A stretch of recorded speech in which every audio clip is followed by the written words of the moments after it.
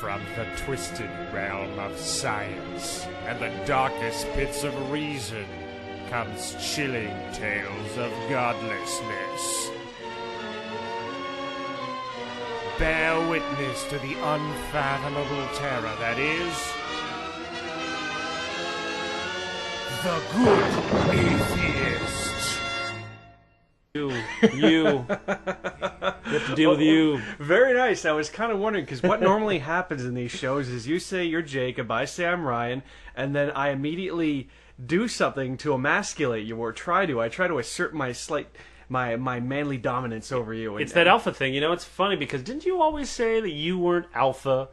You know, I mean, you say, well, the real alphas are never those that have to, you know, play the alpha role.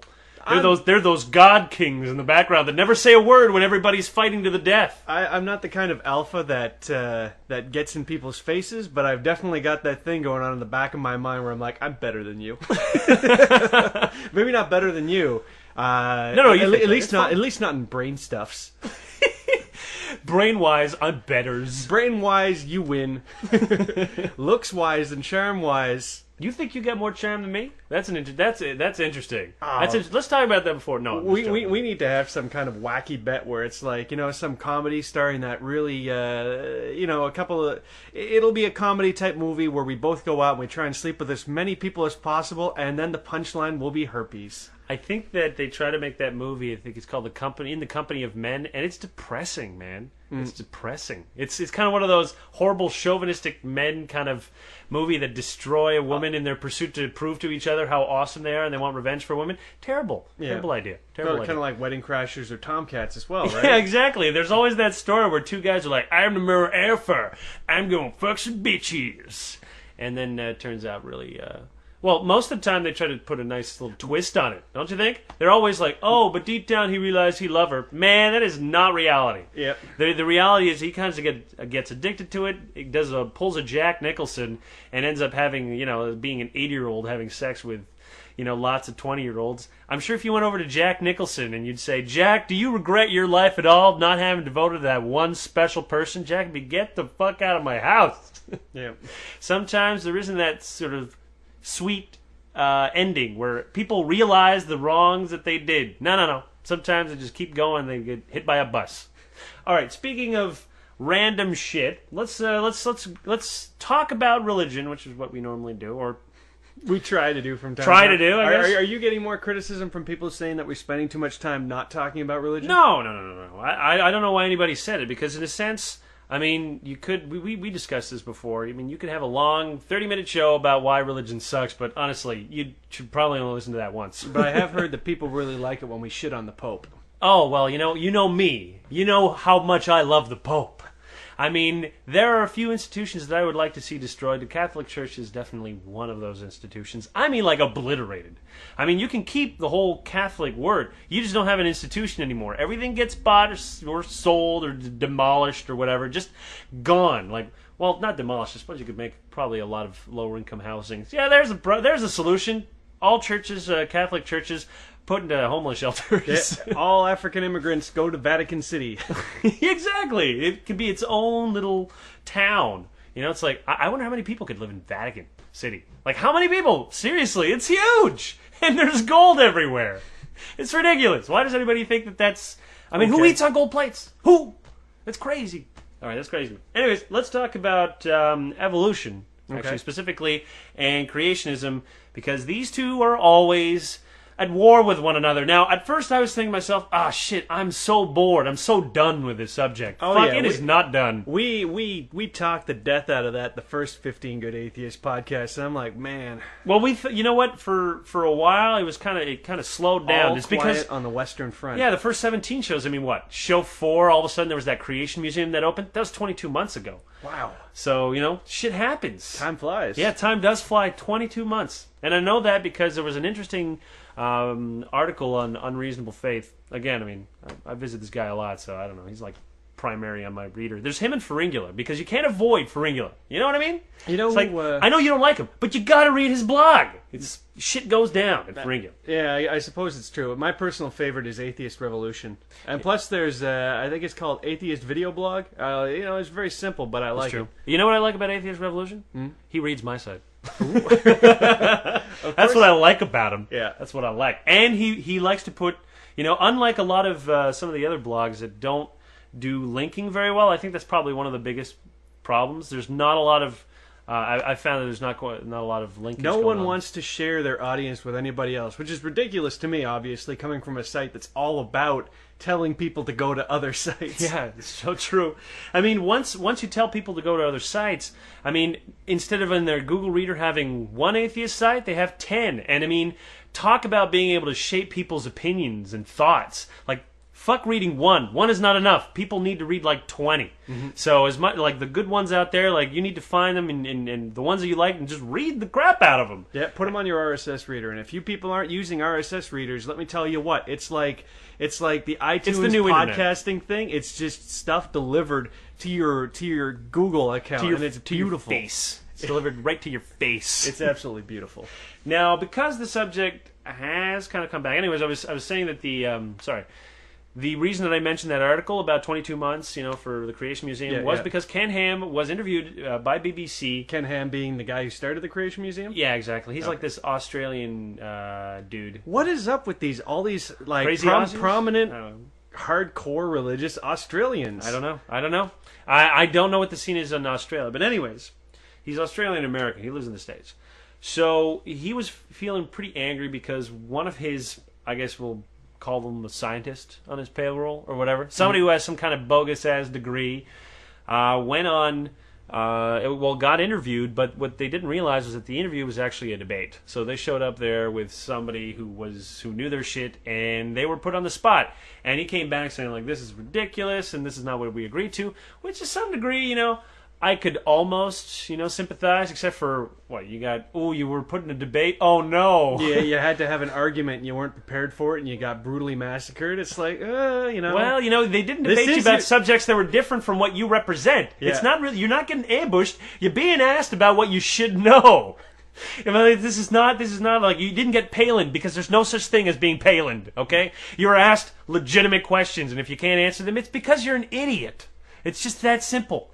So, anyways, that was the reason I knew it was 22 months. Okay, moving back to evolution and the whole creationist debate, there are two things that I want to talk about. Number one is an article I saw in the Wall Street Journal about the Texas Board of Education is supposed to vote next week whether or not to introduce new science curriculum, which basically means to introduce intelligent design and to undermine evolution with, you know, by focusing on specific problems with the theory. Now, you know what I always found funny about sort of the evolution debate, because I don't really even consider it a debate, but whatever.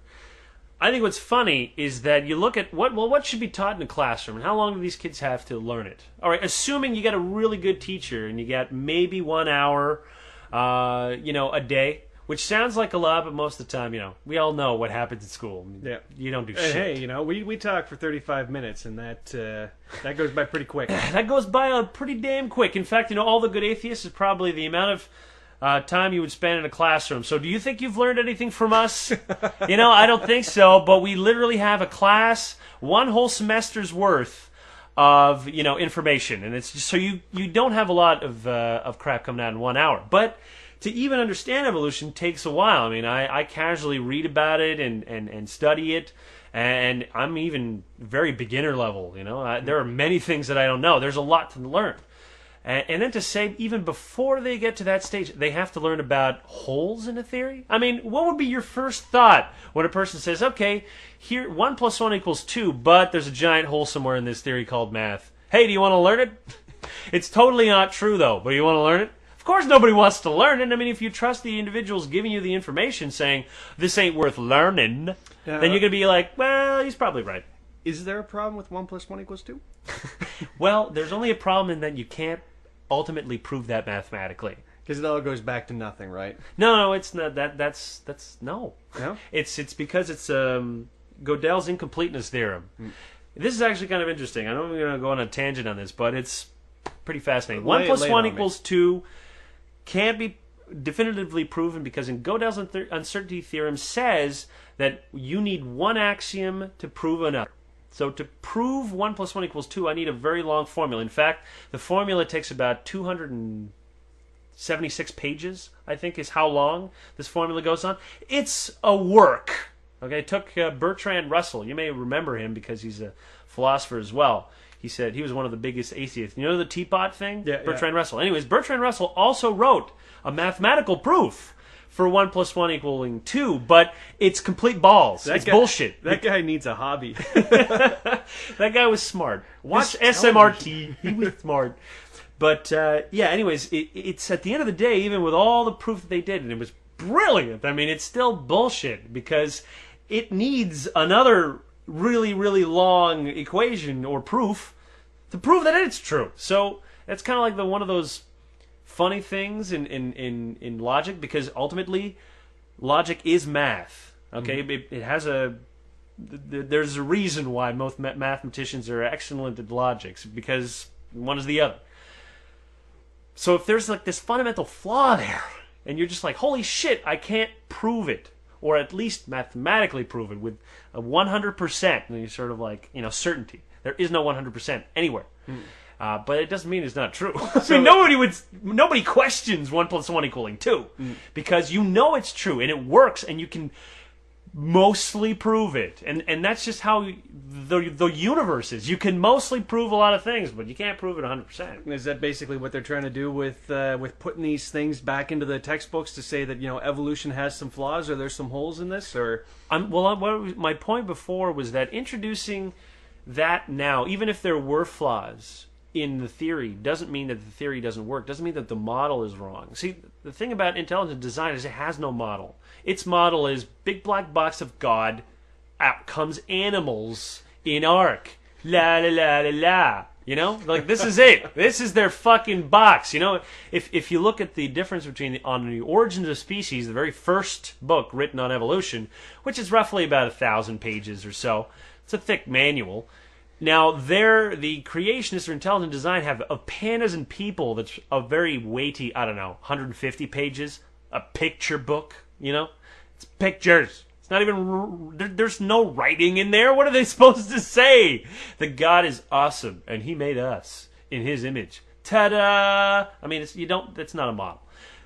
But regardless, I mean, if you're going to introduce that there are inconsistencies within that model, you would assume if I mentioned inconsistencies within the model in my second breath that it must not be that strong. And that's the problem, because even if they were allowed to talk about some of the things that we're still debating, no one's at the level to really appreciate the insane amount of evidence to prove that it is true, that the model does work. And in science, you don't completely reject the model when you find flaws. You make alterations to that model. But intelligent design doesn't offer any alterations. I mean, the thing is, these guys are creationists, pure, simple creationists. And they have a pragmatic approach to education. They tell themselves, well, all I got to do is I got to go into science class and I just got to fucking undermine it. I just got to cut it, sort of pull the rug underneath it, and everyone will say, well, science isn't all that great. Science can't explain everything. Why, I was just in science class and they told me that the theory of evolution's got a whole bunch of holes in it. It's like, science can't prove everything. Durr, I'm going to listen to God. This is the kind of very simple thinking that they employ, and it works for the most part. I mean, how many fundamentally stupid people have you known, disagree with evolution? Like, how many really bright people have disagreed that evolution works? It doesn't really come up, and I think if it ever came up, most people would see. Up here, it's very different from down in Texas, where up here, if you ask somebody if they believed in evolution in a group, and they actually didn't, they'd probably lie just to avoid embarrassment. But I think down in Texas is probably a very different story. And on that note, what is up with Texas lately? I don't know. Every day it's news from Texas. Yeah. It's just embarrassing. I don't know what. Maybe it should secede. You know what I mean? Yeah, let Chuck Norris run that state into the ground. I feel bad for all you people living in Texas. It's a beautiful state and the weather's really nice, and I hear San Antonio is awesome. I hear it's beautiful. I mean, Texas is probably one of those very touristy places, just because they got that crazy desert and they got like apparently all kinds of great food. And I hear like you that. can shoot Mexicans for like $1. $1? I heard it was a pesos. Oh, You have to pay their federales. Texas! They cheated you, man. But the other thing that I wanted to know is I understand what they're going for, and I understand that the battle is still very much there. But to me, it just makes no sense for them to be banging their heads up against such a. This is obviously one of those things that in the next 15 to 20 years, at least in my mind, it's going to be one of those laughing matters. It's going to be another case where you're looking back and going, wow, you guys almost burned Galileo to death. It's like, but it just seems weird that, look, I mean, you look at the history of the United States up until Sputnik, when it was in the air, teaching of evolution was against the law. You couldn't teach the theory. You'd go to jail. Like the whole Scopes trial, he was fined for teaching, evolution. Now, what happened at the time is this is just when America was ready to change its attitude about it. But until then, I mean, it was pretty serious.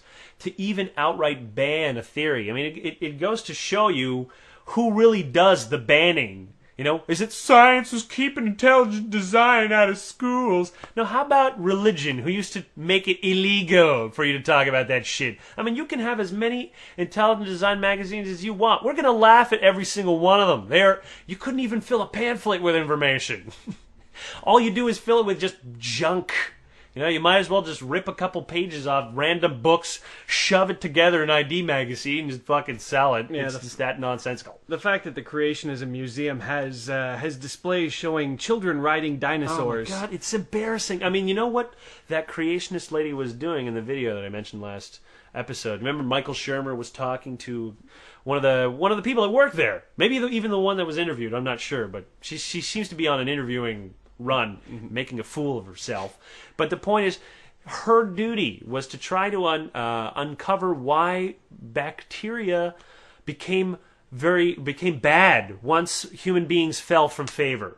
Because remember, these people think that every species as it exists now has always existed since their creation. So they were all around, but they didn't turn bad until we fell. Because until then, when they show human beings playing with dinosaurs and that kind of stuff, it's because in the Garden of Eden, animals didn't eat other animals, okay? It was a utopia in every sense. It was everything that Disney tries to show you.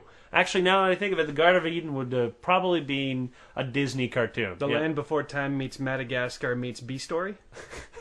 Meets Cinderella, maybe. I don't know. Something ridiculous like that. It's a Disney movie, okay? But that's what they think the place must have been like. So, they go around trying to explain, why did dinosaurs have sharp teeth?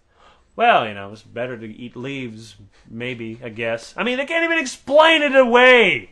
How about the very fact that some animals are just like, the wasp that injects its young into the stomach of a centipede, and then it paralyzes it so its young are basically eating their way out of it? Yeah. Before the fall, though, it wasn't doing that. I don't know what it was doing. Maybe it was consensual. Maybe the centipede was like, yeah, buddy, do it. Woo! I totally love it. Or not even. But my point is that they have people that run around playing pretend. Like, hey, let's have some more fanciful ideas. And I mean, how fanciful is that? I don't even know what they would come up with. It's that embarrassing. Yeah, I'm going to give you an assignment before we move on. Okay. I like it. I want you to look into what is taught in Russia. I'm pretty sure it's really straightforward. I mean, for them, evolution is probably the same as, I don't know, learning about electricity in science class. Where else in the world is this even an issue other than Turkey? Turkey. That's what the United States is competing in terms of Western countries that are backwards. Turkey, like their education system is right above Turkey. Wow. Now, speaking of that, I did want to mention this as a side thing. I don't know if it's a conspiracy, but I wanted to hear your opinion on that. I just feel as though, the United States is usually very proud of their education system as an idea, as a model. I mean, it's brilliant. I mean, it was adopted from the British. Basically, they started the idea of, well, why don't we educate the population? You know, educate the population. You make them smarter. You make them better workers, and it worked. I mean, it's an amazing thing. I mean, anybody who thinks that schools are bad is obviously a moron. Okay, but there seems to be this trend as of late in the United States to devote less and less monies to public schools and so on and so forth.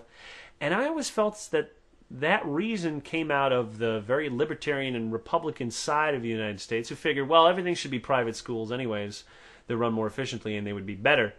And I just get this feeling that the way that many of them are trying to achieve that is to basically make public schools the worst place to send your kids. And I mean, they're headed that way now, right, in Texas. I mean, is it a coincidence that Texas has so many, Republicans? But look, Republicans are not traditionally very religious people. They just want to stop giving money to the government.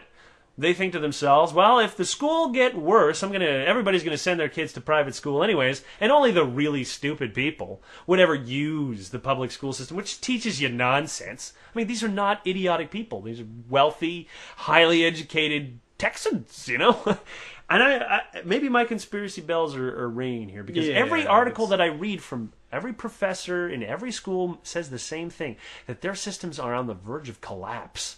That they just can't do anything about them. That they have to, they're overstretched and desperate, yearning for any monies. But you got to understand, this isn't a conspiracy. It's just a case where everybody wants more for less. No one wants to raise taxes, but everybody wants to keep the massive amounts of roads and rail and everything else. That all of the infrastructure that America's built up needs an insane amount of money to keep it going, and nobody wants to put any money into anything anymore. Everybody wants lower taxes. I mean, taxes have gone down, and things are just getting worse and worse. And everybody's always talking about socialism like it's a bad thing. And I just got to say, look, you guys have a crazed idea of what socialism is and what it isn't, because you guys just need to raise your taxes 5% across the board, and then everything would be fine. Well, you know what? Here's the reason. If you think to yourself, there's no need to raise taxes, you have to consider this: that the United States is in danger of defaulting on interest payments of its debt. Okay, that means that the reason why the United States can borrow money is because it's the most powerful economy in the world. It doesn't miss a payment, but you're still paying on interest from these other companies, or sometimes countries, sometimes even corporations that basically lend you money.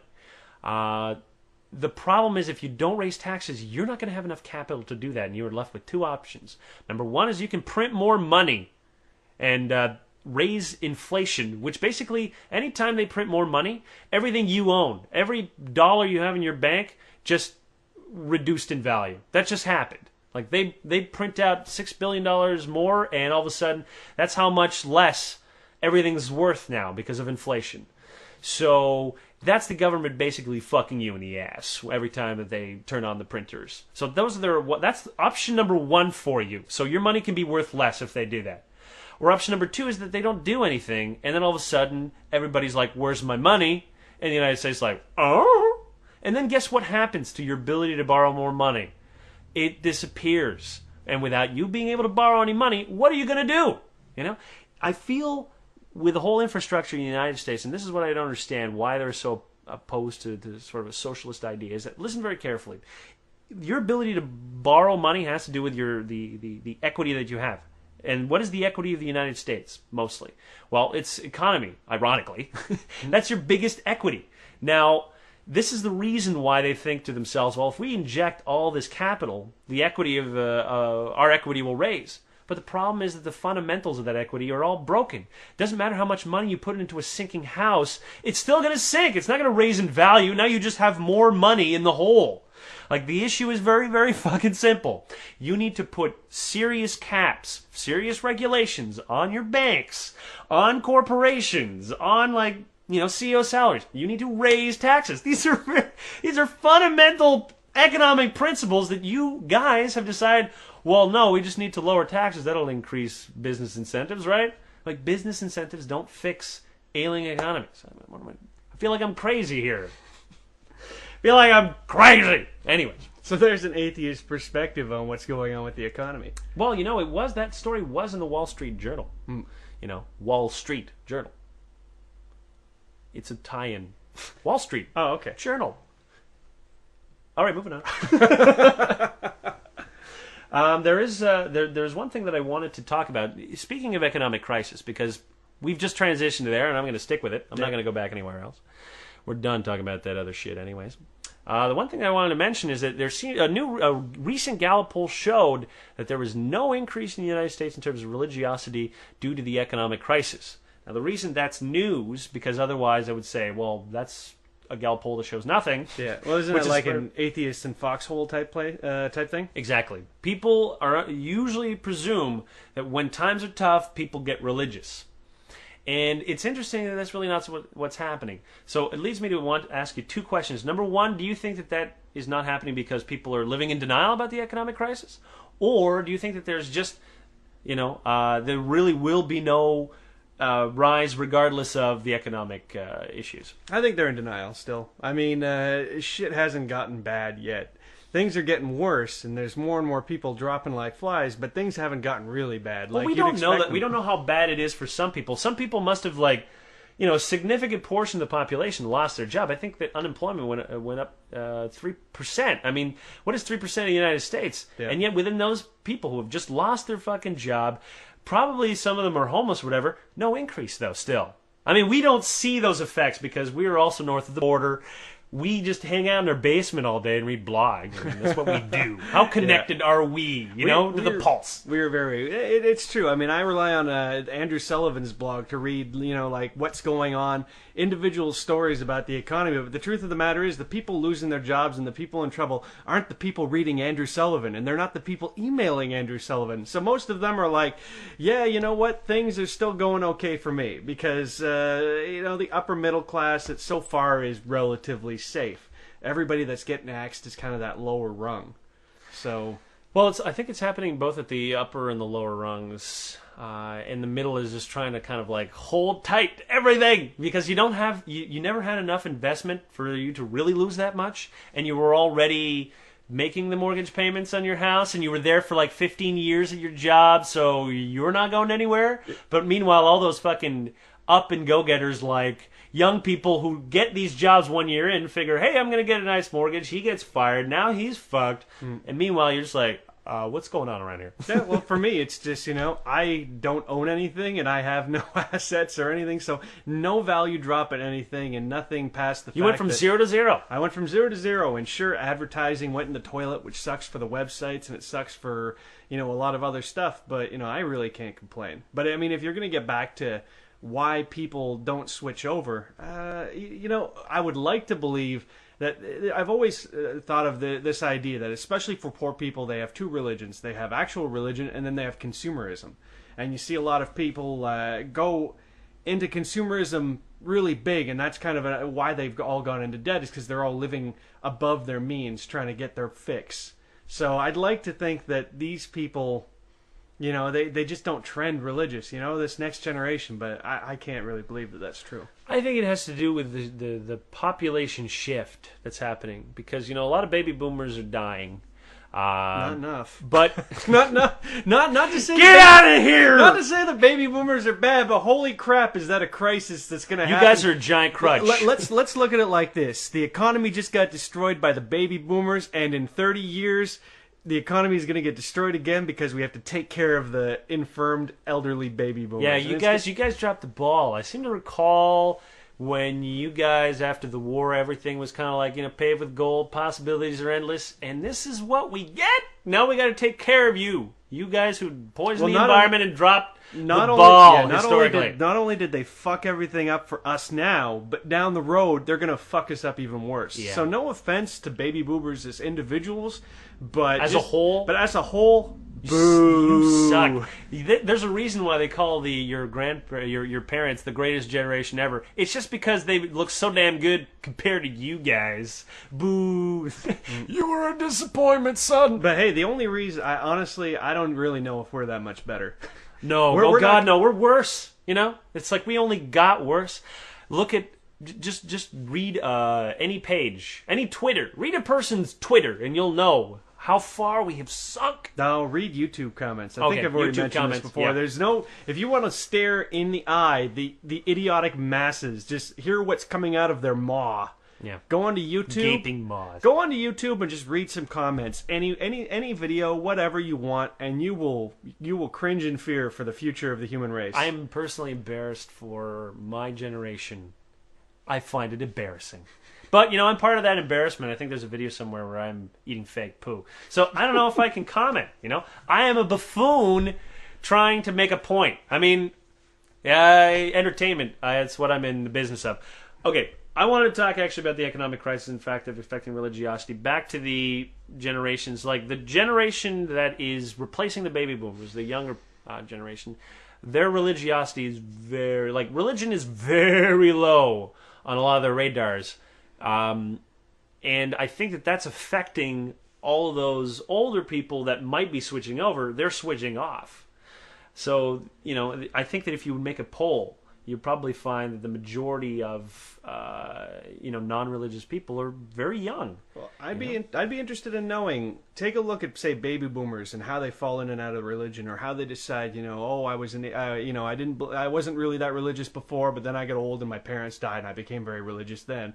Or this and that. I'd really be interested in knowing how it all switches over, because maybe there's not an increase because all of the baby boomers have hit that point in their age where they're not really changing anymore. They've flip-flopped around and they have their niche.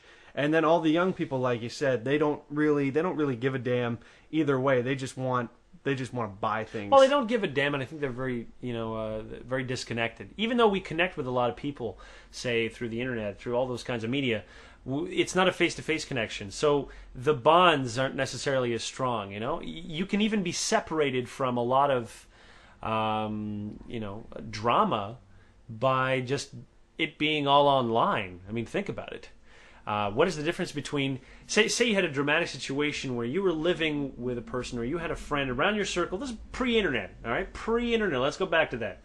You have some kind of conflict in your group of friends, right? But there is no way for you to have a conversation that is at least somewhat removed, exactly. So you get to, you really have to face a person face to face to deal with an important issue. Now, I know from a fact, I prefer MSN to certain serious discussions, particularly if they're like about something that somebody did to displease me, because it just always comes out better when you write it than when you read it. It seems less harsh to me than a person who looks at you straight in the eye and say, "You disappointed me, dude." You're just like, ouch.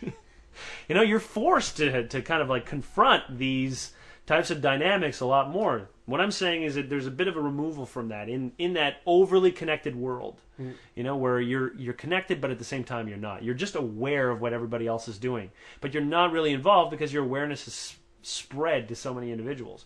I think that's, maybe at least the best theory that I have to explain why people might be a little bit more disconnected. I would probably think it has to do with the fact that people just have more things to do. Nowadays, what do you have in your life?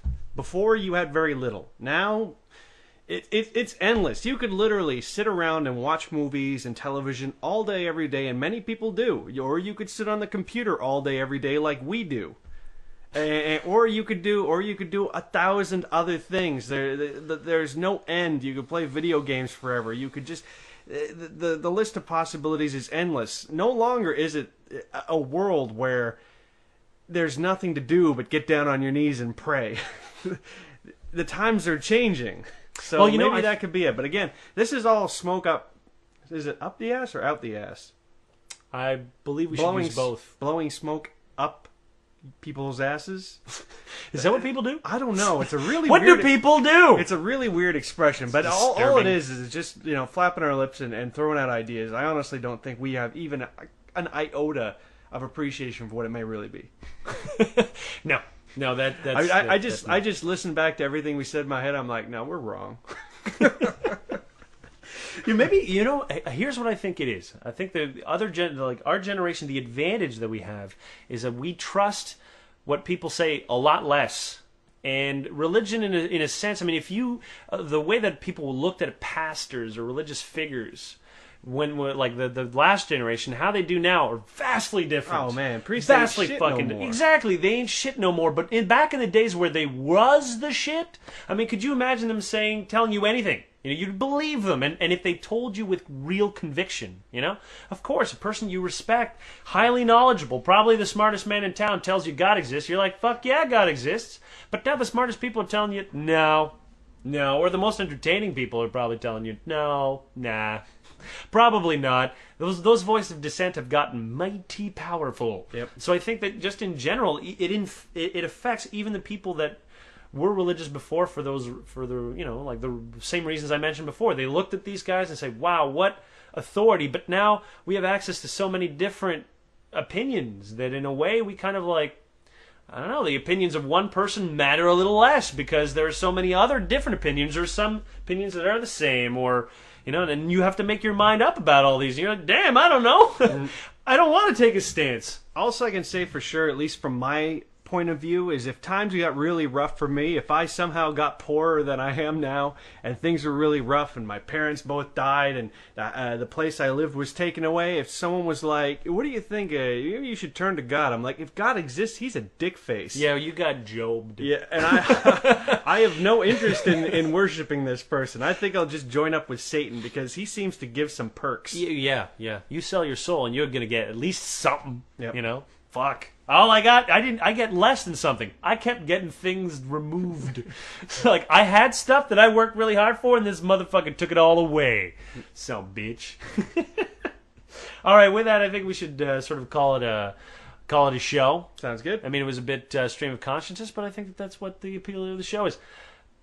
I was thinking about this, and I actually want response from people that listen to the show. Is I was thinking that maybe one of the problems that we had before is there's a difference between a very structured show and one that's more kind of free-flowing. Oh, yeah. Well, I remember when we first did that first bonus show, and you were like, today we're split into 4 parts. I know. And here is the segment. It's called, What the Fuck Up With That? Now, what the fuck up? It's like, no, you just got to roll with it. Don't worry about it. Don't, obviously have some topics. Well, I want to ask people, actually, because these individuals are the future patrons.